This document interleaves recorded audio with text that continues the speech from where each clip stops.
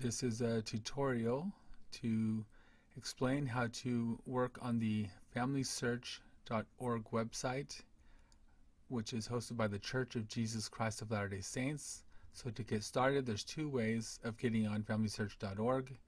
The first way is through the church website, LDS.org.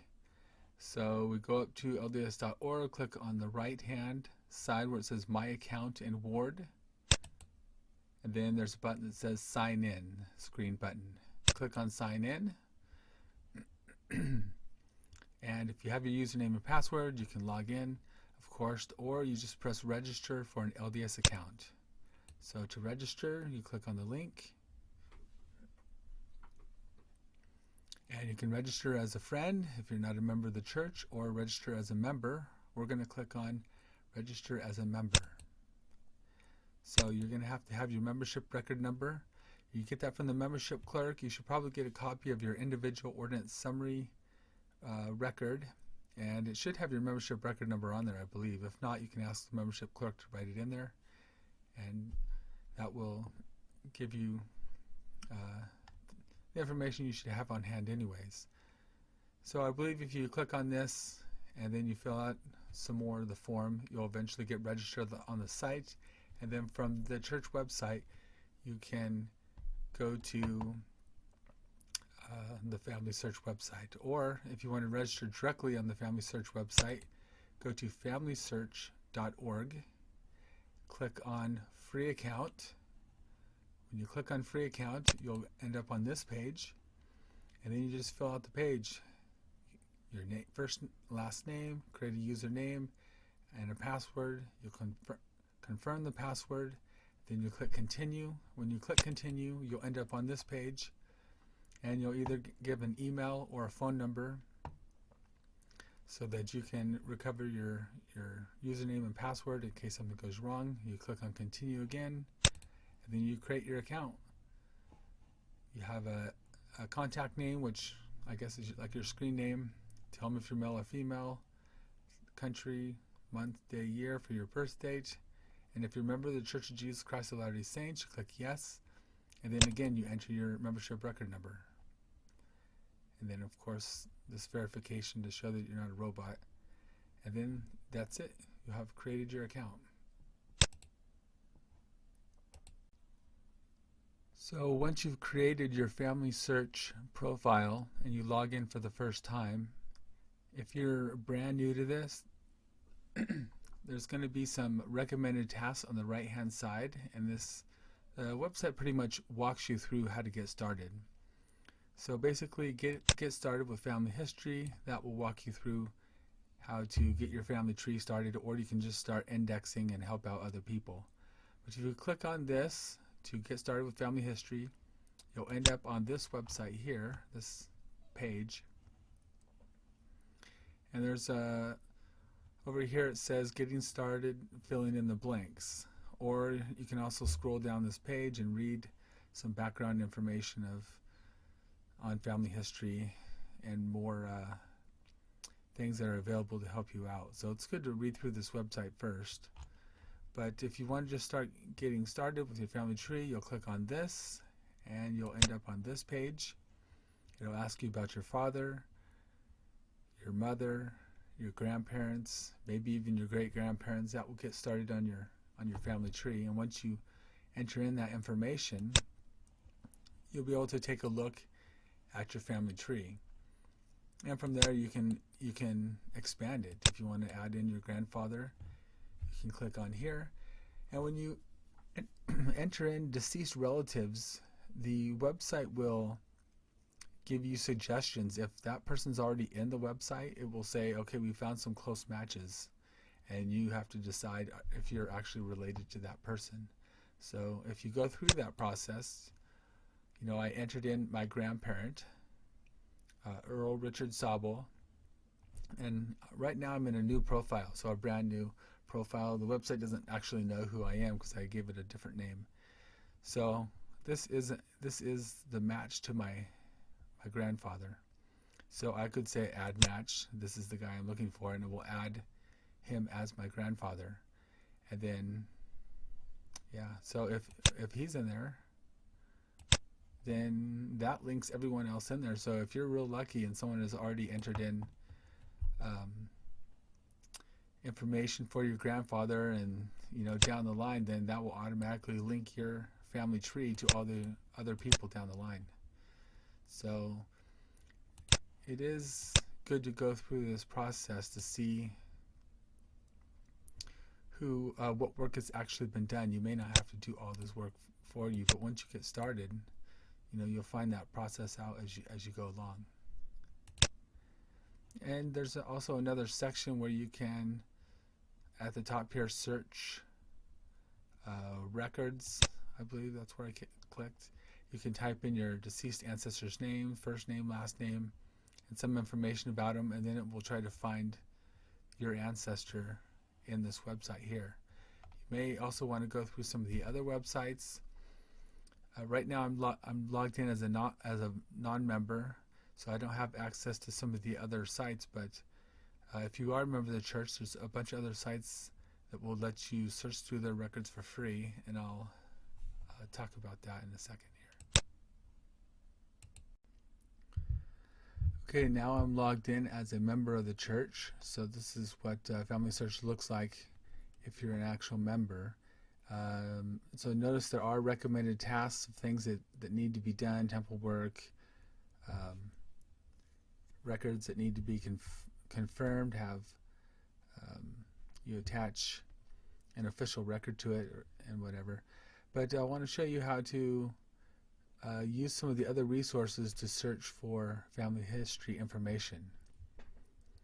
So if you click on family tree, go to your tree, you'll end up on this screen here. You'll see your family tree. Say you want to look at a certain person's record.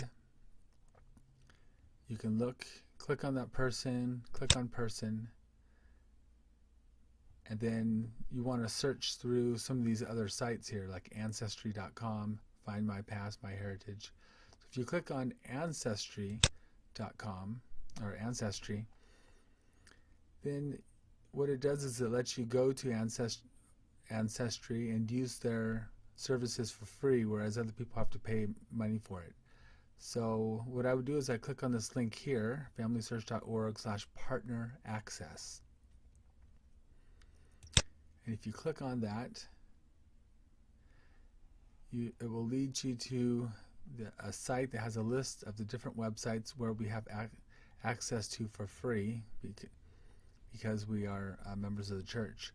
So these are sites that you can go to and look for your relatives' names, see if people have already searched out their family history. That way you don't have to repeat what has already been done. So Ancestry.com has a lot of stuff on there that Family Search does not have, so you want to compare the sites before you spend a lot of extra time looking for stuff. And these other sites too you can take a look at. So if we click join for free on Ancestry.com, once you create an account, you can just click on here, but we're going to go create your free Ancestry account. So Ancestry wants to have access to your Family Search account, so you're going to click accept.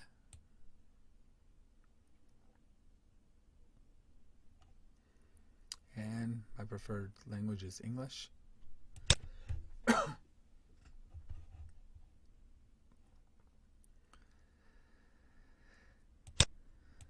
Excuse me. So I've got to create a password, and I'll do that now.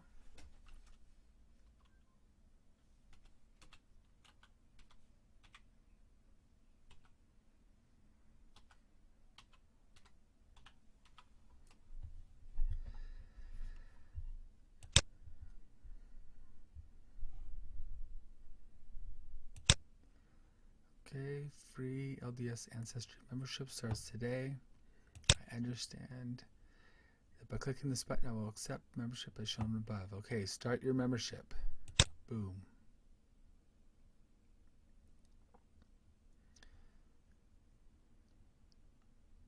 Start your family tree button.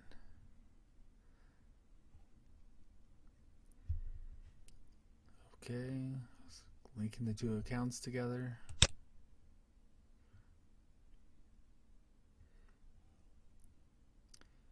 Import your family tree from Family Search. Okay.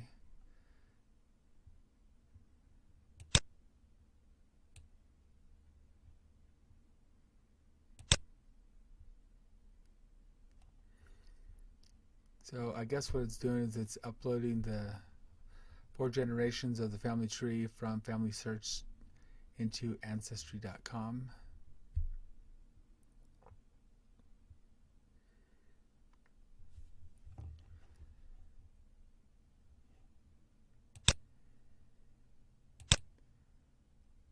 Alright, so now I'm in Ancestry. So basically I can enter in different names, places that my ancestors have lived, and that will allow me to find additional information. So I mean, all that partner access, all these different sites, that's a huge resource that we have access to.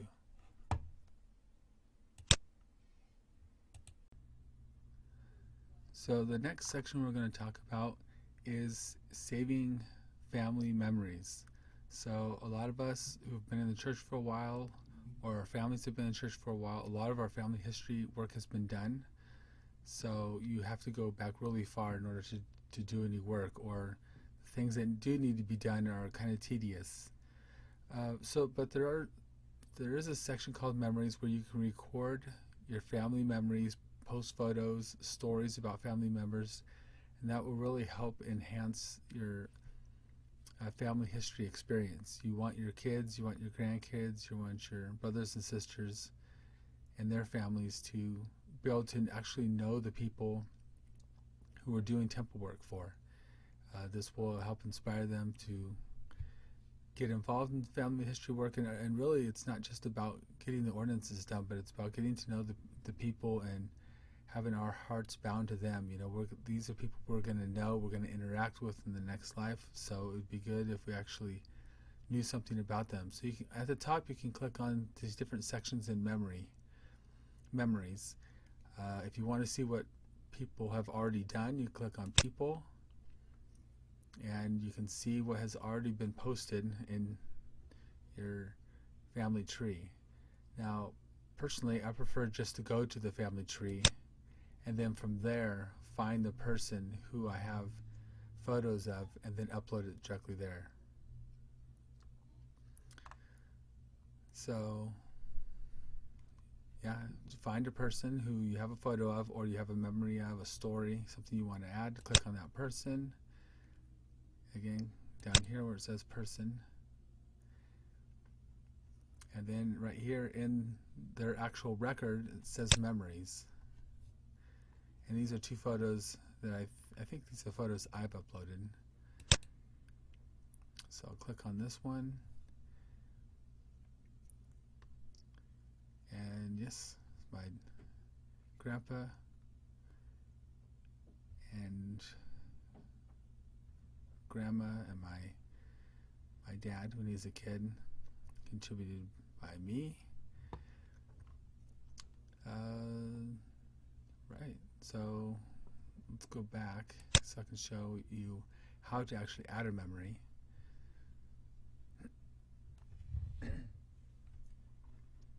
So basically upload photo, pretty simple. And then you'll click on that, and then you'll look through your computer, find where the photo is, and you'll just upload it. If you have special documents, upload a document, or you're going to write a story, or you have audio recording. We have some audio recordings in my family that need to be converted to digital form. And one thing about the pictures is they have to be of high enough quality, not just quality, they have to be like a memorable picture. It can't just be this fuzzy, chopped, ugly photo, because it will get rejected. I think when you upload a photo, it has to get approved, and if they don't like the photo or they don't think it will be inspiring to your family, then they'll just toss it for now. At least that's the current way of looking at it. I think they don't want people's memories to get all junked up. Okay. yeah, so that's pretty much it. I mean, for this section, it's pretty straightforward. This is a great way. You know, a lot of people are older, and I know from my generation, there's a lot of things that I don't know about my ancestors that my parents know, or grandparents if they're still around. They know a lot of stuff that really needs to be recorded, or else, you know, those memories are going to be lost. We won't. The younger generations, you know, that will just be forgotten for their memories. So it's a good thing to participate in. Okay, so the question is, what do you do when you get stuck and you need help? You can either go to a local family history center. If you go on the website, it'll show you the closest places to you. And there's a lot here in Southern California. Or if you click on your name here at the top, click on that and click on settings. It will go to this page with account. I've kind of blocked out the information here. But it shows your name, your username, you can change your password. But it has your membership record number and a helper number. Now, if you take that helper number and you send that to your ward family history consultant, that person can use that number to go into your family tree, look around, and see what you're seeing, and then help you without actually physically having to be at the same computer with you.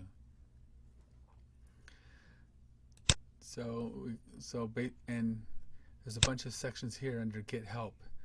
If you click on Contact Us, it has the name and phone number and email address of your local family history consultant, so you can send that person an email and then send them that helper number, and then they can really help you out, and then give them the questions that you have.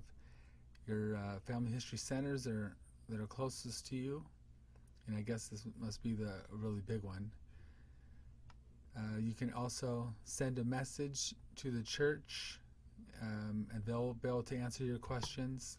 You can do a live chat, or there's a phone number to call. So live chat looks like that would be a great option, especially if you want an answer right that minute. Your local family history consultants may take a couple days to get back to you, but yeah, that live chat looks like a great option. So there's just one other section I wanted to discuss. You know, when you're in your family tree, like I said before, there's these icons that will tell you what needs to be done. But another resource that you can use is this. If you go to the main page, scroll down to the very bottom, there's a section called App Gallery. And we don't have a ton of time to just go into all of this, but I suggest you look through the App Gallery and see what could be useful to you. These are things you can put on your phone, on your iPads. Things like Take a Name. If I remember correctly, Take a Name, it will search through all your family history stuff, your family history tree on the website, and it will let you know who needs to have their work done. And from that app, you can just click on a button and request to preserve their names, and you can, go to the temple, pick up the information, and then do their family history work. So it's pretty straightforward. There's a ton of other apps here that I've looked through, and they're all great. And you can also find those LDS websites again, like I showed you before, but they're also on this page. So tons of resources here, and these are all stuff that works with your family history information. Thanks.